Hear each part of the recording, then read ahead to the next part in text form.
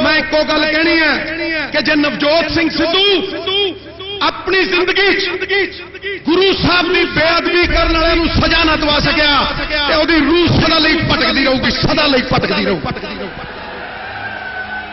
सदा लई। मैं नवजोत सिंह सिद्धू पुत्र सरदार भगवंत सिंह अज इस बठिंडे की धरती के उत्ते प्रण लेना कि जे मैं अपने गुरु का सम्मान ना रख सकिया ते राजनीति सदा लई छड्डूंगा। अज तुहाडे सामने कहना प्रोफैसर पूरन सिंह ने कहा सी, पंजाब ना हिंदू ना मुसलमान, पंजाब जिउंदा गुरुआं दे नाम।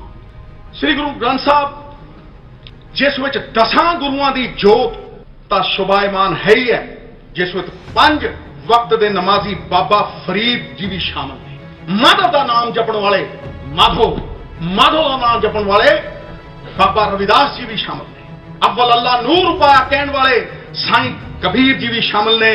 विठल विठल विठल विठल विठल की आराधना करने वाले बाबा नामदेव भी शामिल ने। जे कोई साडे जीवन दे विचों गुरु ग्रंथ साहब जी नूं मनफी कर दे, माइनस कर दे, ते की रह जू साडियां जिंदगियां दे विच? की है साडियां जिंदगियां दे विच स्पीकर साहब? फिर एक ऐसा खला, एक ऐसी वॉइड, एक ऐसा खालीपन जिन्हों दुनिया दे विच कोई मोती, कोई हीरे, कोई जवाहरात, कोई पुखराज पूरा नहीं कर सकते।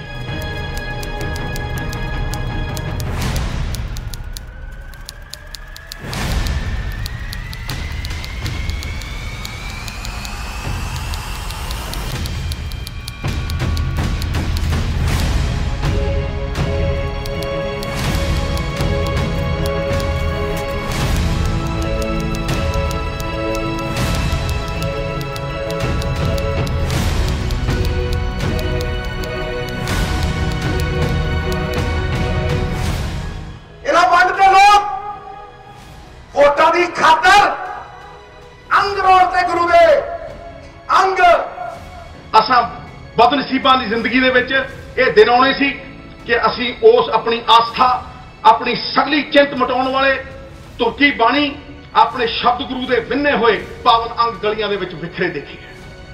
स्पीकर साहब वो पंजाब दीयां गलियां ने, वो पंजाब दी धरती ने।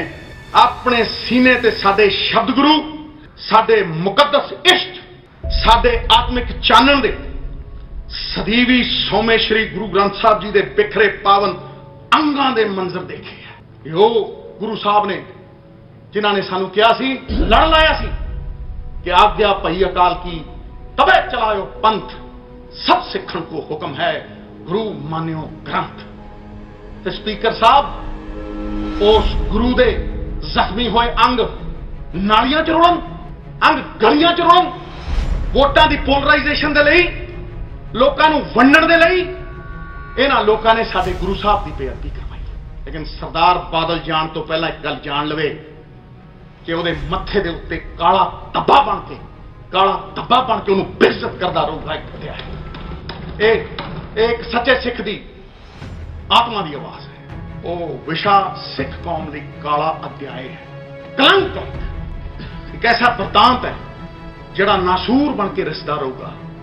जख्म भर जाते हैं स्पीकर साहब, तलवारां दे घाव भी भर जाते हैं, लेकिन नासूर सदियां रिसदा रहिंदा है। नासूर सदियां रिसदा रहिंदा, कदे ना भरन वाला घाव है। ये सदियां याद रहूगा सब, और ये सदियां रोम रोम अश्रु घेरदा रहूगा।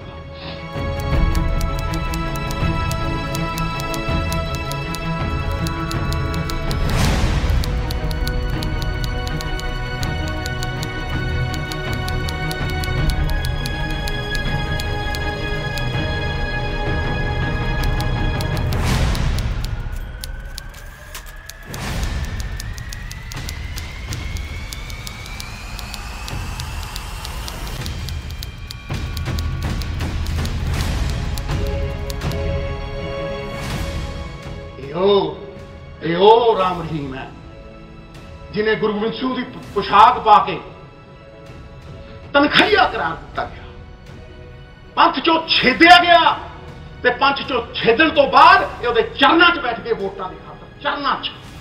ये सियासी नहीं, ये सियासतदान नहीं, ये किसान नहीं, ये सौदागर नहीं, सौदागर, ये धंधा करने वाले सौदागर। किन्ने दा सौदा हो? 100 करोड़ का सौदा, डेरा साथ 100 करोड़ का सौदा, बॉम्बे च बैठ के फिल्म रिलीज करने का ये सौदा होया। मैं पूछना चाहना वो 100 करोड़ है किथे किथे वो 100 करोड़? वो पंजाब के दुखों के उत्ते बनाया होया सुख विलास ते लग्या, बसां खरीदण ते लग्या, काहदे ते लग्या? दस ना, अज भजिया क्यों है, भगौड़ा क्यों है? दस ना। जदों सच्चे सौदे वाले साहब दा माफीनामा दिता उदों माफी देण विच भी ये शामिल सी ते माफी दिती वापस लैण वालियां दे विच भी ये शामिल सी। एक चिट्ठी डेरा हेड तो आई सी, दसन भी ये चिट्ठी किने दिती सी, किने थ्रू आई सी? जिहड़ी डेरा हेड दी चिट्ठी सी वो हिंदी दे विच लिखी सी, हिंदी में लिखी हुई चिट्ठी पंजाबी में कैसे हो गई? As per the evidence, जत्थेदार were called to the official residence of the CM at Chandigarh 16/9/2015। कितनी बदकिस्मती की गल है कि अकाल तख्त साहब के जत्थेदार आदि अनंत अकाल तख्त साहब जिन्हां तो उत्ते कोई नहीं है, उन्होंने जत्थेदार साहब नूं समन किया जाता है CM रेजिडेंस के उत्ते। समन CM and Sukhbir Singh Badal forced जत्थेदार्स to grant pardon to the Dera chief, who then granted him pardon on 24/9/2015।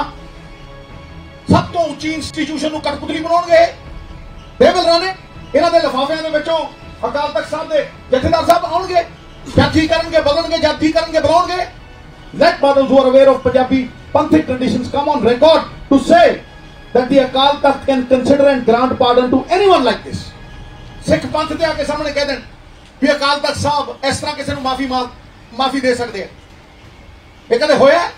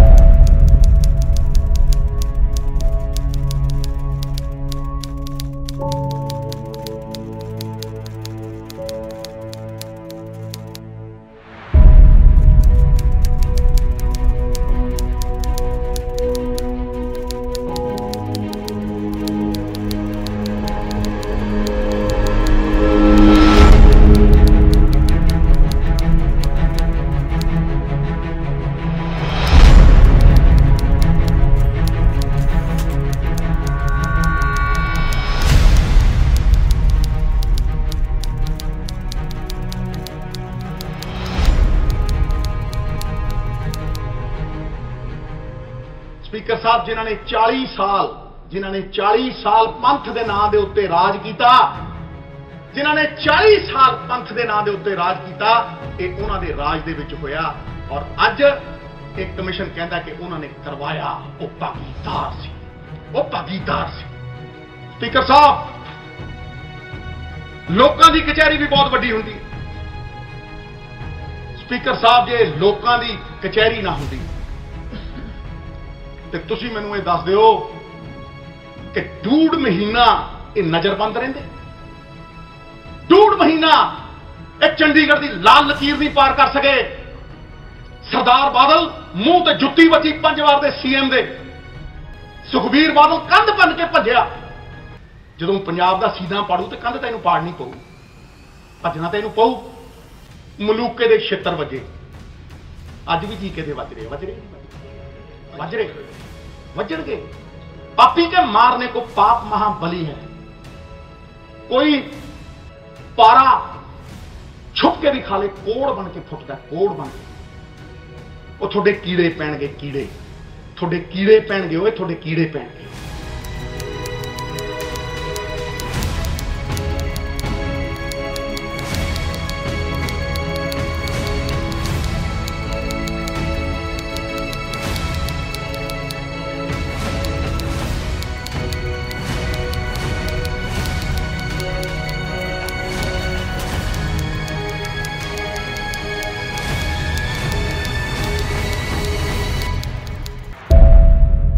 The role of the police being responsible for action at Kootpura can be clearly seen from the CCTV footage of cameras.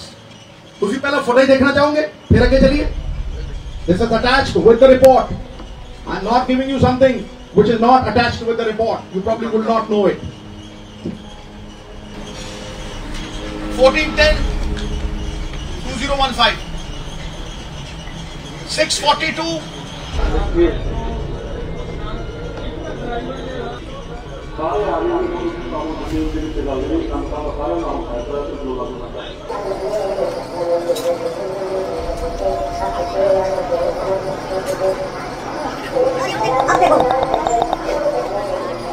This is what the doctor is referring to. वो इसको 2 घंटे पहला होया. See what happens.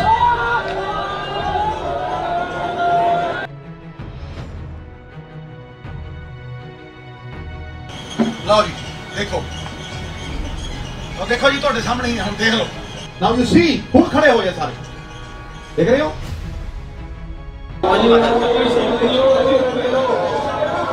तो देखो कह रहे शांतमयी बैठे रहो.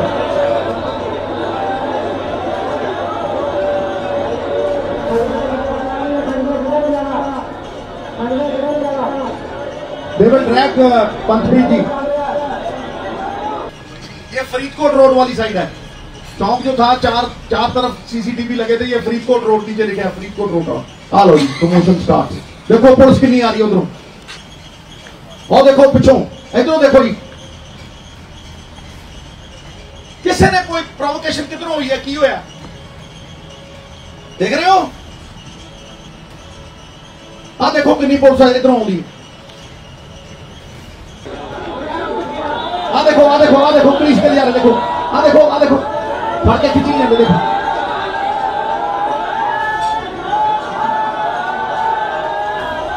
आप पंथप्रीत जी को खिंचा. देखो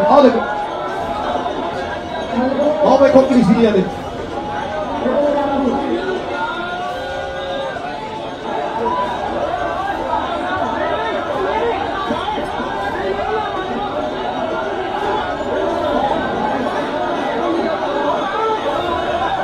थले उन्होंने उत्ते लेटते हैं पर खिंची जाते हैं उन्होंने. और देखो they are resisting not to pull in. ये बगैर किसी पॉलिटिकल लीडर के फैसले से बनाओ जू. Does anybody believe that? They are dragging Mr. Panthpreet.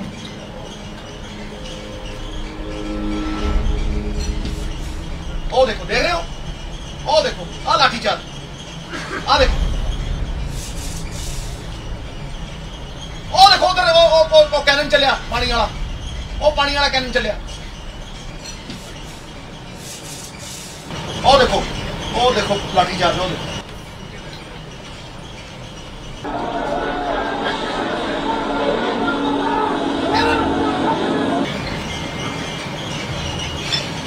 देखो पंगा किधर. और देखो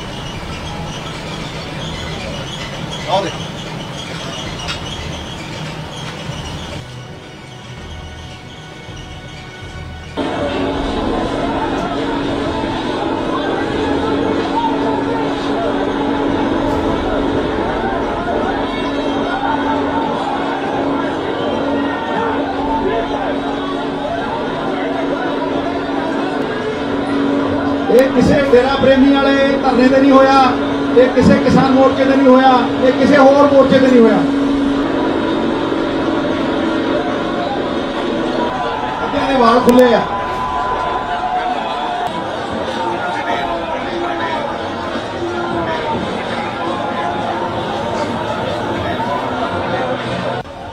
सब गोलियां चला रहे हैं, हाथ में बंदूकें हैं ऊपर. वहां देखो रिवॉल्वर कटे हुआ.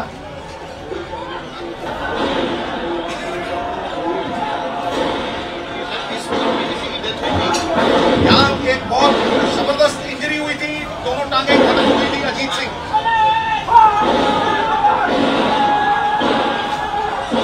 आप सोच लो लेवल कला में वहां क्या हुआ होगा. गाड़ी में एफसी के साथ कनेक्टेड है.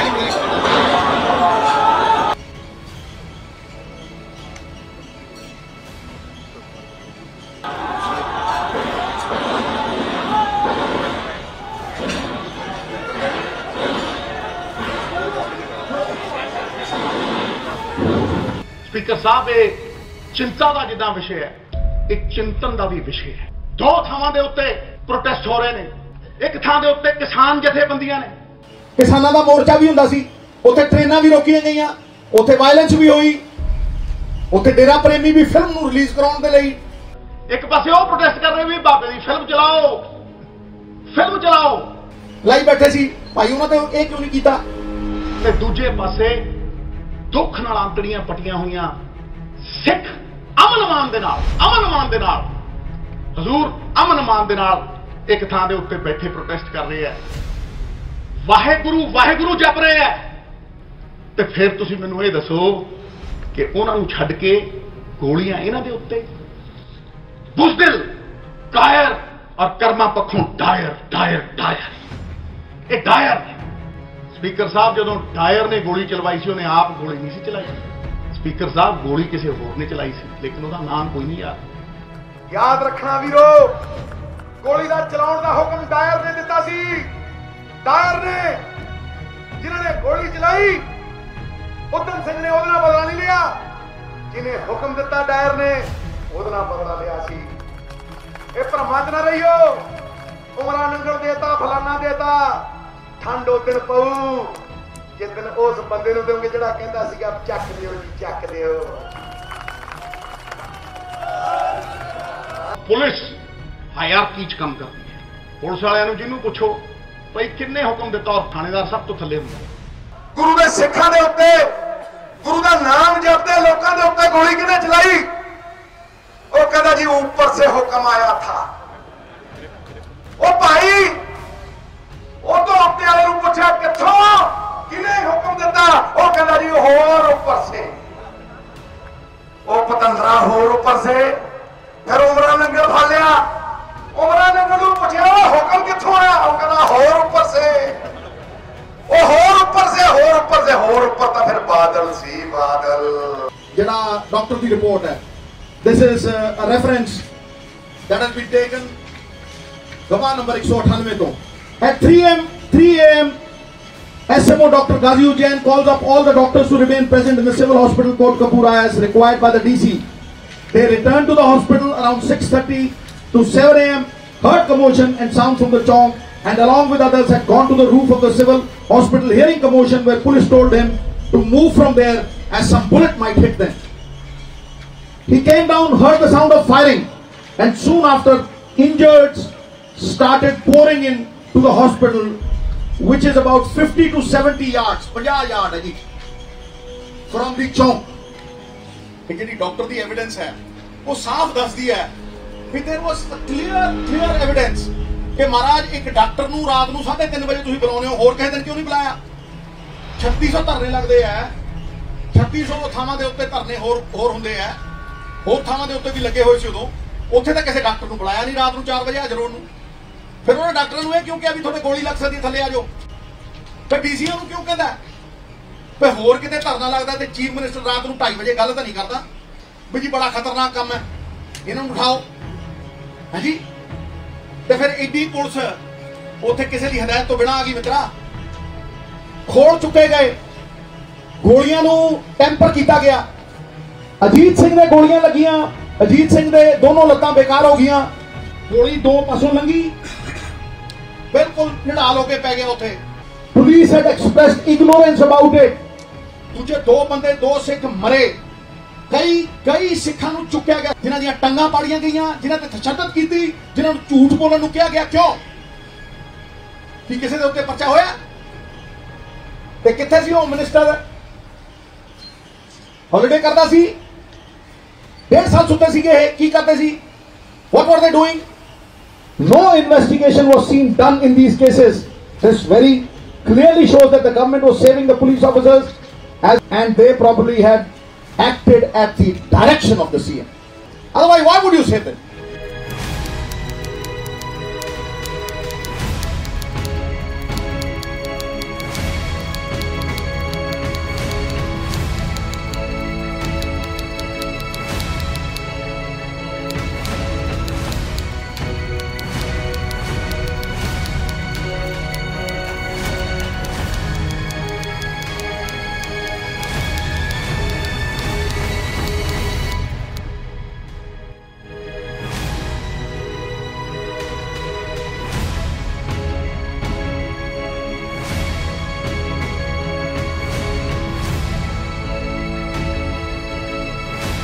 ਸਪੀਕਰ ਸਾਹਿਬ 3 ਲਾਈਨਾਂ ਖੁੱਲੀਆਂ ਸੀਗੀਆਂ ਸਰਦਾਰ ਬਾਦਲ ਦੇ ਕੋਲ, ਇੱਕ ਐਡਮਿਨਿਸਟ੍ਰੇਟਿਵ, ਇੱਕ ਪੋਲੀਟੀਕਲ ਔਰ ਇੱਕ ਪੁਲਿਸ ਵਾਲੀ। ਸੁਮੇਧ ਸੈਣੀ ਦੇ ਬਿਆਨ ਨੇ ਸੀਐਮ ਦੇ ਉਸ ਮੁਕਰੇ ਹੋਏ ਪਾਇਦਾਨ ਦੇ ਥੱਲੋਂ ਜ਼ਮੀਨ ਕੱਢ ਲਈ ਹੈ, ਜ਼ਮੀਨ ਕੱਢ ਲਈ ਹੈ। ਸਰ ਸਭ ਤੋਂ ਪਹਿਲੀ ਮੇਰੀ ਚੀਜ਼, ਸੀਐਮ ਨੇ ਡੀਜੀਪੀ ਨਾਲ ਗੱਲ ਕਦੋਂ ਕੀਤੀ? ਜਦੋਂ ਮਨਤਾਰ ਬਰਾੜ ਜੋ ਕੋਟਪੂਰਾ ਡਿਸਟ੍ਰਿਕਟ ਐਡਮਿਨਿਸਟ੍ਰੇਸ਼ਨ ਦੇ ਨਾਲ ਬੈਠਾ ਸੀ, ਉਹਨੇ ਗਗਨ ਬਰਾੜ ਦੇ ਜ਼ਰੀਏ ਸੀਐਮ ਨਾਲ ਗੱਲ ਕਰਾਈ। After talking to the CM, Mr. Mantar Barad said that the CM had promised to do something. मैं कुछ करदा जी। कोटपूरा एडमिनिस्ट्रेशन और मनतार बराड़ जो कुछ दस रहा सी, उस तो बाद सीएम डीजीपी ਨੂੰ इंस्ट्रक्शन दे रहा सी। Soon Mr. Gagan Barad spoke to Mr. Mantar Barad telling DC to speak to DGP Mr. Saini. ਹੁਣ ਤੁਸੀਂ ਸੈਣੀ ਸਾਹਿਬ ਨਾਲ ਗੱਲ ਕਰੋ ਜੀ। This shows CM asked DGP to act. It is to be noted that CM spoke to the DGP an other way, and this is when CM and DGP had spoken to each other, and the DGP tells district administration not to bother, and he would get the city cleared from the dharna in 10 minutes. CM must have told him to do something. Action was consensual with the CM. Action jada si oh CM di consent de naal si, it was consensual with the CM, and that is how the DGP later told CM about the steps that he had taken. CM ने 2 phone कीते रात के 2:15 बजे, 2 ते 2:15 बजे 2 phone कीते DGP ਨੂੰ। Sir 2 phone 2 बजे 2:15 बजे। दूजी बार जो सीएम ने फोन किया, उन्हें कहा जी अमन मान है, जे हटावांगे उथों तो हो सकता वायलेंस। अगों की कहा जाता है? हटाओ जी इन्हों, हटाओ, हटाओ जी इन्हों, हटाओ। मैनू ऐ दसो, वियाना कांड होया जलंधर दे विच होया सी। वियाना कांड दे विच डीआईजी एसएसपी ਵੱਡੇ ਵੱਡੇ ਪੁਲਿਸ ਦੇ ਅਫਸਰ ਆਪਣੀਆਂ ਗੱਡੀਆਂ ਰੋੜੇ ਵੱਜਦੇ ਛੱਡ ਕੇ ਭੱਜੇ। ਕਈਆਂ ਗੱਡੀਆਂ ਨੂੰ ਅੱਗ ਵੀ ਲਾਈ, ਪਰ ਕਿਸੇ ਨੇ ਗੋਲੀ ਚਲਾਈ। ਅਜੇ ਕਈ ਉਦਾਹਰਣ ਨੇ, ਕਿਉਂਕਿ ਹਾਇਰਾਰਕੀ ਦੇ ਵਿੱਚ ਪੁਲਿਸ ਗੋਲੀ ਉਦੋਂ ਚਲਾਉਂਦੀ ਹੈ ਜਦੋਂ ਕੋਈ ਉੱਤੋਂ ਹੁਕਮ ਹੁੰਦਾ ਹੈ।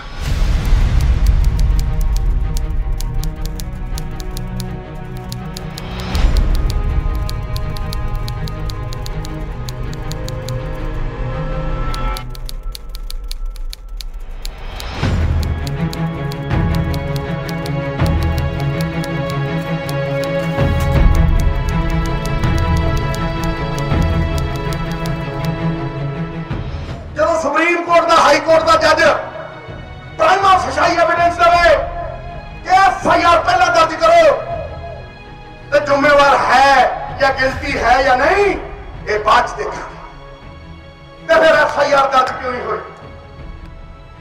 फिर अनपछाते दे क्यों हुई? और कि एफआईआर दर्ज होनी चाहिए थी कि नहीं होनी चाहिए? होनी चाहिए थी कि नहीं होनी चाहिए थी? कानून कहता, कानून कानून कहता कि सुप्रीम कोर्ट का जो लार्ज बेंच है, 5 जजां का बेंच, और ये जो केस है लार्ज बेंच का writ petition criminal number 68 of 2008 Lalita Kumari petitioner versus government of UP and others respondents, वो कहता है, और सीआरपीसी भी कहती है, if the information discloses commission of a cognizable offence, no preliminary inquiry is permissible in such a situation. Whether the information is falsely given, whether the information is genuine, whether the information is credible, etc., these are issues that have to be verified during the investigation of the FIR. ਉਹਦੇ ਚ ਹੁਣ ਜਿਹੜੇ 2 accused ਸਾਹਮਣੇ ਆਏ ਆ ਕੌਗਨੀਜ਼ੇਬਲ offence ਵਾਲੇ, ਦੋਨੇ ਬਾਦਲਾਂ ਦੇ ਪਰਚਾ ਦਿਓ, ਉਹਨਾਂ ਨੂੰ ਉਸ FIR ਦੇ ਵਿੱਚ ਸ਼ਾਮਿਲ ਕਰੋ। ਕਮਿਸ਼ਨ ਆਲਰੇਡੀ ਕਹਿੰਦਾ ਕੌਗਨੀਜ਼ੇਬਲ ਅਫੈਂਸ ਹੈਗਾ, FIR ਰਜਿਸਟਰ ਕਰੋ ਸਰ, ਸਿੱਟ ਬਣਾਓ ਤੇ ਸਿੱਟ ਫਿਰ ਉਸ ਤੋਂ ਬਾਅਦ ਇਨਵੈਸਟੀਗੇਸ਼ਨ ਕਰੇ।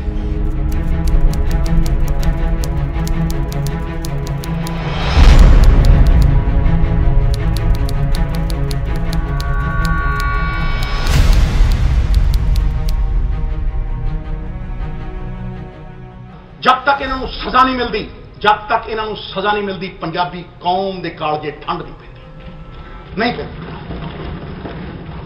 कि इन्हों छड्डियो ना, मत रोको, इन्हों ठोको सब।